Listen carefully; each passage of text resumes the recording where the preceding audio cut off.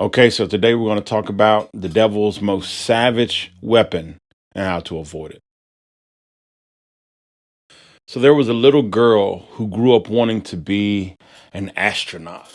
She was infatuated with the idea, so much so that for Christmas she forwent gifts and toys and games. And the only thing she wanted was models of rocket ships. And when she learned to read, books on space travel. When the little girl got older, she went to college for aeronautics and got a amazing job that she really loved, designing model aircraft. She began writing up her letter to NASA asking to be in the program, penning how she always wanted to be an astronaut and would be honored to be in the program. But was so caught up with work and life that she never actually got around to sending her application letter.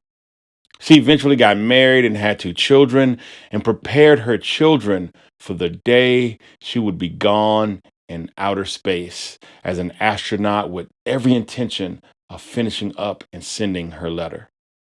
She still had all of her childhood books on becoming an astronaut, but the time of daily reading had passed and they really just sat on a shelf collecting dust.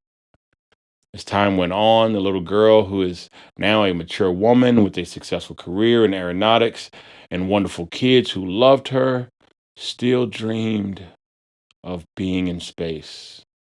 Looking down from the heavens, miles above the Earth's atmosphere, doing moonwalks and floating weightlessly through cabins of spaceships, and passionately training her fellow space cadets. One day, many years later, the now grandmother of six walks into the upstairs bathroom of her palatial plantation style home and silently cries. Not for a long time, just a few minutes.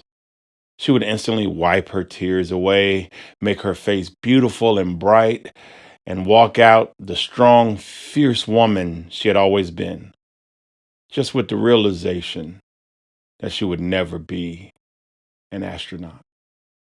She had simply gotten too busy to finish her application letter and mail it off and apply. My friends, the devil's most savage weapon is time. He has lived for billions of years, but our lives, the Bible says in James, is but a vapor, like a morning fog that is here and then soon disappears. God has called us to do amazing things and to live such wonderfully fulfilled lives of purpose and magnitude. But the devil's sole objective, pardon the pun, is to keep you and I from living the life God has planned for us.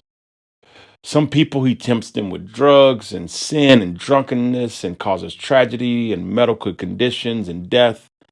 But that's only a small percentage. For the vast majority of us, the 99+% of us, he isn't so drastic. He doesn't have to be. He simply keeps us too busy to read our Bible, too busy to spend mornings in prayer, too busy to play with the kids, too busy to love our spouse, too busy to call home and check on mom and dad, too busy to spend time with friends and nourishing those relationships, too busy for date nights, too busy to evangelize the lady in the restaurant, too busy to fulfill the entire purpose for which we all are created. We live lives full, but not all the way full. Happy, just not fully content. Complacent, but not abundantly overflowing in joy and purpose. The way to combat this is to recognize that you and I, we are not that busy.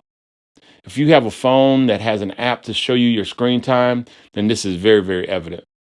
Most of us think we are rarely on our phones, but that app shows us that we spend hours, not minutes, but hours each day on the phone, checking emails, on social media, texting, playing games, and so on.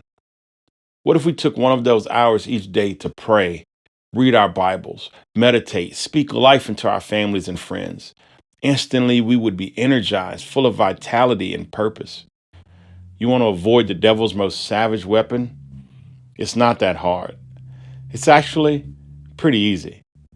Simply deprioritize the things of this world and begin to extremely and highly prioritize what Jesus finds important.